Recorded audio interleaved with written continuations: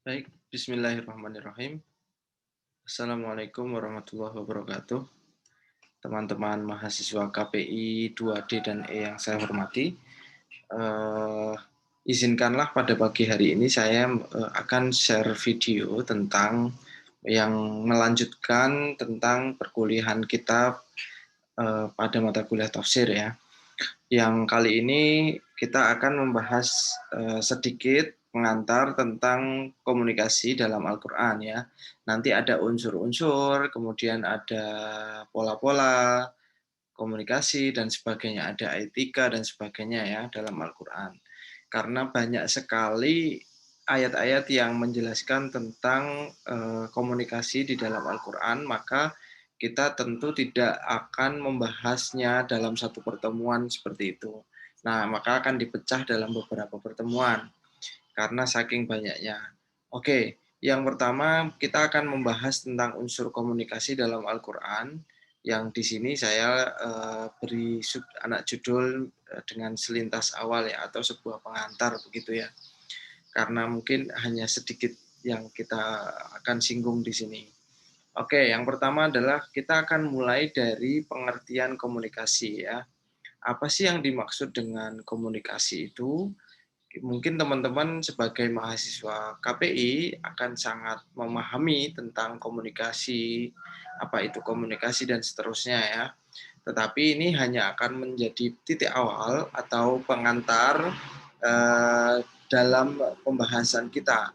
Misalnya secara kebahasaan, komunikasi itu berasal dari kata communication, communicatio, atau komunis, yang secara kebahasaan berarti sama. Yang dimaksud sama di sini adalah sama maknanya, atau komunikasi itu harus ada memiliki kesamaan makna. Jadi kalau kita berbicara dengan seseorang tetapi kok tidak sama gitu ya frekuensinya, kadang kita paham tetapi orang yang kita ajak bicara tidak paham. Itu dalam bahasa apapun ya, baik dalam bahasa verbal, bahasa tulis, atau bahasa isyarat dan sebagainya, bahasa tubuh dan sebagainya, dan lainnya. Kadang-kadang ada miskomunikasi seperti itu karena tidak ada kesamaan frekuensi atau tidak ada kesamaan makna. Jadi kadang-kadang orang memahami bahasa itu adalah kesepakatan gitu ya. Bahasa adalah kesepakatan. Kalau kita sama-sama paham, sepakat pahamnya sama, sepakat maknanya sama, maka bahasa bisa kita pahami bersama-sama. Itu komunikasi secara bahasa ya. Nah, tujuannya adalah mengapa kok kita itu harus berkomunikasi begitu ya. Nah, komunikasi itu tujuannya adalah untuk to inform atau untuk menginformasikan atau to educate, untuk mendidik, and to influence, untuk mempengaruhi ya. Dalam bahasa Arab, ini communication ini disebut juga dengan al-i'lam. Al-i'lam itu adalah mempunyai akar kata atau seakar kata dengan al-ilm gitu ya, ilmu, dan ta'lim yang memiliki fungsi untuk menginformasi atau tuh untuk mengedukasi atau mendidik, to educate, dan untuk persuasi untuk mempengaruhi orang lain.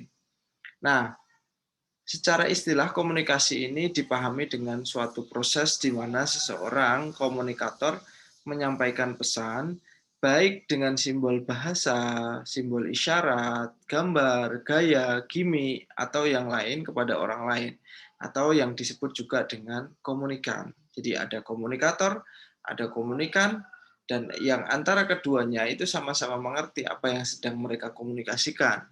Itu tadi yang saya sebut ada kesamaan makna tadi ya. Jadi kalau saya menyampaikan bahasa seperti ini tetapi teman-teman tidak paham, berarti saya gagal sebagai komunikator gitu ya, sebagai pemilik pesan. Nah, di sini ada unsur-unsurnya ya. Ada unsur-unsur komunikator yang dia punya media atau alat. Kalau sekarang itu ya medianya bisa laptop, kemudian bisa Zoom gitu ya. Lalu ada pesan yang disampaikan, message. Nah, Anda sebagai penerima pesan itu disebut komunikan. Kayak gitu. Nah, ini ya teman-teman juga sekarang pasti sudah paham ya, dalam di era digital itu ada macam-macam ya pesannya itu ya. Ada media sosial, ada YouTube, ada podcast dan sebagainya ya. Ini unsur-unsur dalam komunikasi. Nah, sekarang mari kita lihat dalam Al-Qur'an seperti apa gitu ya, komunikasi dalam Al-Qur'an itu unsur-unsurnya. Memang ada juga yang mengatakan bahwa ada sebagian pakar yang mengatakan bahwa Rasul itu sebagai komunikator. Jadi dia mempunyai pesan, Rasulullah itu mempunyai pesan atau penyampai pesan atau istilah lainnya adalah balik gitu ya. Eh, apa seorang yang memberikan pesan gitu ya. Nah, apa yang disampaikan Al-Qur'an itu sebagai pesan komunikasi. Nah, caranya macam-macam, ada dengan tindakan, ada dengan praktek, atau dengan lisan, ada juga dengan petunjuk atau dengan fatwa dan sebagainya. Nah, kemudian umat manusia ini sebagai komunikan. Kita semua ini sebagai komunikan. Medianya bisa dengan khitabah atau komunikasi lisan, ada bisa kitabah atau komunikasi tulisan, dan ada juga dengan tindakan. Nah,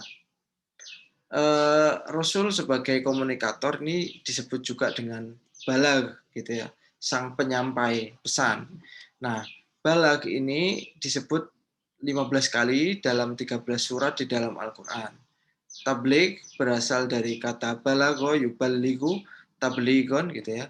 Balagho yuballighu tablighon ini artinya menyampaikan atau melaporkan.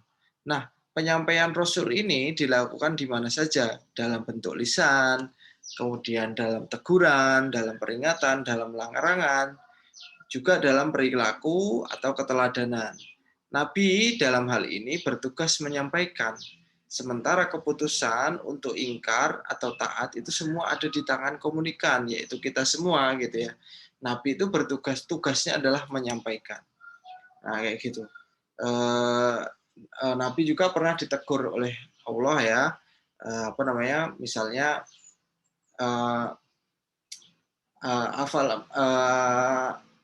afa anta tukrihun nasa hatta tu'min gitu ya. Jadi Nabi itu sesekali pernah merasa jengkel, kenapa sih kok ini orang nggak bisa sih dituturi gitu, angel dikandani gitu ya. Nah, terus ada turun ayat tuh ya, Allah menegur gitu ya. Afatukrihun nasa hatta tu'min gitu. Apakah kamu ingin membenci manusia itu sampai mereka itu mau beriman gitu ya. Jadi di satu sisi Al-Qur'an ini menegur Nabi dengan menyindir seperti itu, tetapi di sisi lain bahwa ini sekaligus menegaskan bahwa tugas Nabi Muhammad itu, tugas Rasul itu hanya menyampaikan saja, tetapi keputusan untuk apakah dia ingkar atau taat itu ada di tangan komunikan atau orang yang lainnya, manusia. Nah, misalnya di surat Tabarok itu juga ada ya, misalnya Tabarakalladzi biyadihil mulku wa huwa ala kulli syai'in qadir, alladzi khalaqal mauta wal hayata liyabluwakum ayyukum ahsanu amala, seperti itu ya. Jadi kita ini manusia ini selalu diuji gitu ya. Wa huwa ala kulli syai'in qadir, alladzi khalaqal mauta, yang menciptakan Allah lah yang menciptakan mati mauta wal hayata gitu ya, hidup dan mati, liyabluwakum, untuk menguji ayyukum ahsanu amala gitu ya. Di mana sih yang kamu itu di antara manusia itu yang paling baik amalnya, seperti itu. Nah, maka dalam hal ini Nabi ini bertugas untuk menyampaikan, sementara keputusan untuk kita taat atau ingkar itu semuanya ada di tangan komunikan gitu ya. Kadang-kadang orang bisa paham apa yang disampaikan oleh Rasulullah, tetapi pemahaman ini kadang-kadang tidak kemudian membuat orang bisa menjadi kemudian taat, seperti itu. Nah, ini yang kadang-kadang kemudian bisa ditarik ke pelajaran kepada kita semua bahwa pesan-pesan yang disampaikan oleh Al-Qur'an itu bisa jadi tidak sama dengan teori-teori tentang komunikasi yang sebagaimana kita pahami. Nah, oke. Al-Qur'an sebagai pesan komunikasi gitu ya. Nah, Allah memperkenalkan fungsi Al-Qur'an itu sebagai petunjuk bagi manusia, hudan linnas gitu ya. Eh, apa namanya? Kalau apa syahrul Ramad, kalau kita bentar lagi bulan Ramadan ya, itu biasanya para mubaligh atau para ustadz itu menyampaikan gitu ya, syahrul Ramadan alladzi unzila fihi al-Qur'an hudan linnas wa bayyinatin minal huda wal furqan gitu ya. Nah, Al-Qur'an itu diturunkan pada bulan Ramadan seperti itu kalau terjemahan bebasnya ya. Syahrul Ramadan alladzi unzila fihi al-Qur'an. Jadi bulan Ramadan di mana diturunkan di dalamnya Al-Qur'an, Al-Qur'an sebagai hudan linnas atau petunjuk bagi seluruh manusia, wa bayyinatin minal huda wal furqan, dan juga penjelas dari petunjuk itu sendiri dan juga pembeda dari kitab-kitab sebelumnya gitu ya. Nah, ini ada di dalam surat Al-Baqarah ayat 213. Nah, disebutkan bahwa Al-Quran ini diturunkan sebagai pemberi keputusan terhadap perkara yang diperselisihkan. Artinya, Al-Quran itu memuat sejumlah solusi terhadap berbagai masalah. Seperti itu. Jadi petunjuk di sini salah satunya adalah pemberi solusi atau pemberi keputusan. Nah, berkaitan dengan prinsip komunikasi, Al-Quran itu menjelaskan beberapa hal, diantaranya adalah tentang kejujuran atau fairness. Jadi di dalam komunikasi harus ada kejujuran, ada fairness. Nah, kemudian ada ketepatan, ada ketelitian, gitu ya, ada tanggung jawab, bagaimana dalam Quran surat 17 ayat 36, kemudian kritik konstruksif surat Ali Imran ayat 104, kemudian berorientasi pada kebaikan dunia akhirat Al-Baqarah ayat 201, menekankan keadilan gitu ya, berbuat baik, moderat, menunaikan janji dan seterusnya. Ini diantara prinsip-prinsip komunikasi yang dijelaskan dalam Al-Quran. Nah, gitu. Oke, nah ketika seseorang memegang prinsip-prinsip komunikasi ini, dia akan dianggap sebagai komunikator yang baik, atau misalnya kalau dia seorang atau media gitu ya, kejujuran kan kita melihat atau mendengar media-media yang kredibel dan uncredible gitu ya. Jadi kalau kita mendengar misalnya Kompas dan sebagainya itu biasanya mereka dianggap sebagai media yang bisa dipercaya dibanding dengan misalnya yang lainnya ya, misalnya yang pernah menyebarkan kasus atau berita hoax dan sebagainya. Nah, kenapa kok seperti itu? Karena mereka biasanya memegang prinsip-prinsip yang diajarkan dalam Al-Quran ini, gitu ya. Jadi Islami itu adalah pada tataran mempraktekkan apa yang diajarkan di dalam Al-Quran tentang kejujuran, tentang ketepatan atau ketelitian, tentang tanggung jawab, tentang kritik konstruktif, berorientasi pada kebaikan dunia dan akhirat, gitu ya, menekankan keadilan, berbuat baik, moderat, menunaikan janji dan seterusnya. Oke, itu ya. Nah, umat manusia sebagai komunikan. Ajaran Al-Quran merupakan ajaran yang universal, yang sesuai dengan nilai-nilai kemanusiaan. Di dalamnya ada ajaran tentang keesaan Allah atau tauhid. Di dalamnya juga ada janji dan ancaman. Di dalamnya juga ada ibadah yang menghidupkan tauhid, gitu ya. Jadi tauhid, kemudian nanti turunannya itu adalah pelaksanaan ibadah. Dan ini selalu bertegak lurus begitu ya. Orang yang menyampaikan berbicara tentang tauhid terus-terusan, tetapi dia tidak melakukan ibadah, it's a bullshit gitu ya. Karena fungsi penghambaan atau tauhid tertinggi itu adalah menyadari, atau isi dari tauhid itu adalah menyadari bahwa kita ini adalah hamba Allah gitu ya. Ya namanya hamba itu harus tunduk pada majikannya kan gitu ya. Nah, itu maka dia akan melakukan serangkaian apa yang diperintahkan oleh majikannya, dan itu adalah tauhid gitu ya. Benar-benar sebenar-benarnya tauhid. Jadi tidak hanya dalam kata-kata lisan saja ya, Allahu Akbar, teriak-teriak Allah Akbar ya, tetapi benar-benar menghamba ya. Penghambaan ini atau ibadah ini tidak hanya berkaitan dengan apa namanya? Ubudiyah atau praktek ibadah secara mahdoh gitu ya, sholat dan yang wajib-wajib, tetapi juga berkaitan dengan penghambaan yang lain, berbuat baik kepada orang lain, tidak kasar, tidak menyakiti orang lain, dan sebagainya. Seperti itu bagian dari ibadah gitu ya.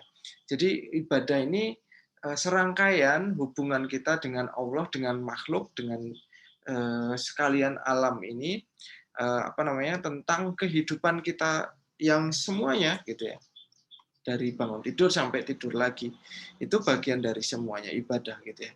Jadi kita tidak bisa kemudian mengaku bertauhid kepada Allah tetapi kita menyakiti makhluk Allah.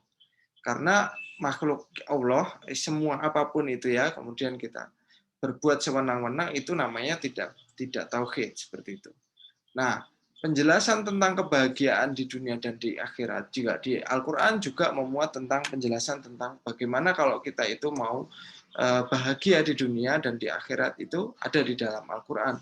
Dan juga tentang pemberitaan tentang generasi terdahulu. Sejarah orang umat-umat terdahulu itu seperti apa, yang kemudian saya baca isainya teman-teman, ada yang menjelaskan sejarah yang terulang seperti itu ya.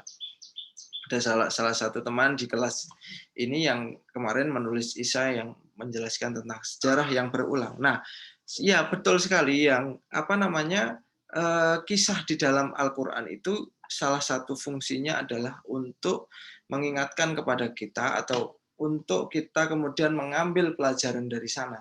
Nah, gitu ya. Jadi salah satu fungsi kenapa Al-Quran itu menampilkan kisah-kisah di dalam Al-Quran, karena sebisa mungkin kita diajak untuk mengambil pelajaran dari sana, tentang Ashabul Kahfi, tentang Zulkarnain, tentang Nabi Musa, tentang macam-macam gitu ya, banyak sekali. Nah, itu tentang Firaun, tentang ya macam-macam. Ya, itu kita bisa mengambil pelajaran, oh ternyata ada kesamaan-kesamaan kisah pada hari ini dari kisah-kisah yang ada di dalam Al-Quran seperti itu. Nah, misalnya tentang Ya'jud Ma'jud itu ya, kalau kita interpretasikan kepada masa sekarang, Ya'jud Ma'jud itu digambarkan di dalam Al-Quran adalah pemakan segalanya. Batu dimakan, pohon dimakan, manusia dimakan, hutan dimakan. Nah, itu kan sama saja dengan sekarang ya, dengan orang-orang yang kemudian memakan segalanya gitu ya. Gunung-gunung dimakan, bumi dikeruk, dimakan habis, seperti itu kan. Itu bagian dari sama seperti polanya seperti Ya'jud Ma'jud yang kemudian digambarkan di dalam Al-Quran, seperti itu. Nah, oke. Kemudian komunikasi lisan, ini medianya ya. Yang dimaksud di sini adalah prinsip-prinsip penyampaian atau model penyampaian pesan di dalam Al-Quran dengan komunikasi lisan. Hal ini dapat dilihat dengan model komunikasi dengan menggunakan ungkapan qala gitu ya. Jadi di dalam Al-Quran itu ada komunikasi lisan gitu ya. Qala gitu ya. Qalu gitu ya. Yaqulu gitu dan seterusnya. Itu ada 1722 kali disebut. Kemudian ada natiqo gitu ya. Ada 141 kali disebut. Kemudian ada kallama, takallama gitu ya. Waqad kallama Musa dan sebagainya gitu ya. Itu ada 75 kali. Kemudian selain itu di dalam Al-Qur'an juga dijelaskan pola-pola komunikasi positif. Misalnya, dan ini juga nanti mungkin kita akan bahas satu pembahasan sendiri ya tentang pola-pola komunikasi positif, komunikasi negatif, miskomunikasi dan seterusnya. Nah, ada qaulan baligho gitu ya. Komunikasi yang efektif itu seperti apa gitu ya. Qaulan karima gitu ya. Komunikasi terpuji, ada qaulan maisuro. Nah, itu ya. Komunikasi yang mudah dicerna. Jadi seorang pendakwah itu harus mampu berkomunikasi dengan yang mudah dicerna. Kemudian qaulan ma'rufa, komunikasi yang baik dan mengundang simpatik, seperti itu. Qaulan layyinan, komunikasi yang lembut dan rasional. Qaulan sadida, komunikasi yang berisi informasi yang jujur, gitu ya. Sering kali kita mendengar ya qaulan sadida, wa qulu qaulan sadida yuslih lakum a'malakum wa yaghfir lakum dzunubakum, gitu ya. Wa may yuti'illaha wa rasulahu faqad faza fawzan 'azima, seperti itu ya. Kalau kita khutbah itu atau kalau kita dengar di dalam khutbah-khutbah Jumat itu ya. Qaulan saqilan, komunikasi yang berbobot, enggak celometan, enggak bercanda, seperti itu. Nah, ini ya. Jadi komunikasi yang berbobot, apa yang disampaikan oleh seseorang itu menunjukkan orangnya, gitu ya. Kalau semakin berbobot apa yang disampaikan, maka orang itu juga semakin berkualitas, seperti itu. Oke. Nah, sekarang ada komunikasi kitabah dengan tulisan. Nah, apabila kita baca di dalam Al-Quran, maka akan terlihat bagaimana tradisi komunikasi tulis-menulis itu muncul sejak dalam sejarah Islam, dalam sejarahnya. Nah, dalam hal ini penyebutan komunikasi dengan tulisan, gitu ya, Al-Quran menggunakan istilah al-qalam, gitu ya. Nah, gitu. Misalnya, Iqra' bismi rabbikal ladzi khalaq.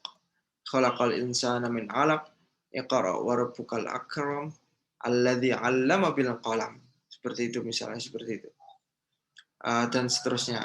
Nanti surat 68 ayat 1 itu Anda bisa cari sendiri, dan beberapa surat yang saya sebutkan di awal Anda bisa cari sendiri dan cross check ya seperti apa ayatnya. Nah, kemudian penjelasan Al-Qur'an tentang komunikasi dengan tulisan menegaskan bahwa semangat bahwa peradaban yang maju itu ditandai dengan majunya tulisan atau kitab. Jadi kalau kenapa kok di Indonesia ini kurang maju, karena orang yang menulis masih mungkin yang mampu membaca tulis atau literasi itu masih belum sampai separuh lebihnya ya, belum sampai 70% ya. Mungkin masih di bawah 50%. Seperti itu. Dan ini nanti yang mempengaruhi maju mundurnya sebuah bangsa atau sebuah peradaban. Nah, kenapa kok tulisan? Karena tulisan atau baca tulis itu menunjukkan bahwa masyarakat itu sudah maju, gitu ya. Dari cara berpikirnya, maju secara peraturannya, gitu ya. Taat pada peraturan, taat pada kesadaran hukum, taat pada penghargaan terhadap hak-hak human right, gitu ya, hak-hak asasi manusia dan seterusnya. Nah, ini mempengaruhi ya, mempengaruhi peradaban yang maju itu. Oke. Jadi kenapa kok Islam itu mundur? Karena ya bisa jadi Al-Quran itu tidak banyak dipahami oleh orang. Karena sekarang kita lihat mungkin ya di kampus kita yang ketika kita menguji standar kompetensi lulusan Al-Quran dan ibadah itu, yang belum lulus dari yang bisa membaca Al-Quran itu bisa dikatakan tidak sampai separuh dari mahasiswa kita, dan ini menjadi pekerjaan rumah bersama, gitu ya. Nah, ini ya. Ini baru sebatas membaca Al-Qur'annya saja. Nah, bagaimana Islam akan maju, gitu ya.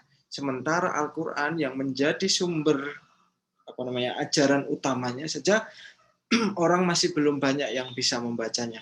Apalagi nanti sampai pada pemahamannya, seperti itu. Nah, kalau saya husnudzon kelas ini semuanya bisa sudah, bahkan ada yang hafal Al-Quran, seperti itu ya. Nah, tetapi kita mungkin bisa berkaca kepada prodi-prodi atau mahasiswa-mahasiswa lain ya, di kampus kita ya, kampus IAIN gitu ya. Nah, itu bagaimana dengan di kampus umum seperti itu yang tidak diajarkan semacam ini.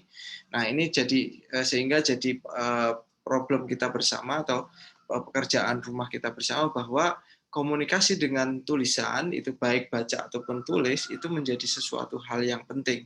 Dan dari sini kita kemudian bisa memahami bahwa mengapa dulu Nabi Muhammad itu ketika proses penurunan wahyu atau Al-Qur'an, para sahabat dilarang untuk menulis yang lain kecuali Al-Qur'an. Dan beliau sangat getol terhadap perkembangan dunia tulis-menulis. Bahkan misalnya ada tawanan perang seperti itu yang bisa menulis, itu hukumannya adalah mengajari para sahabat itu tulis-menulis. Seperti itu. Jadi dalam hal ini Nabi sangat sadar bahwa bagaimana habit atau budaya atau kebiasaan tulis literasi itu sangat diperlukan pada masa beliau. Oke, jadi sementara ini dulu yang kita pelajari. Besok kita lanjutkan materinya tentang mungkin ruang lingkup komunikasi dalam Al-Quran, kemudian komunikasi interpersonal, intrapersonal, dan metapersonal, dan seterusnya. Sampai di sini dulu, silahkan jika ada pertanyaan. Wassalamualaikum warahmatullahi wabarakatuh.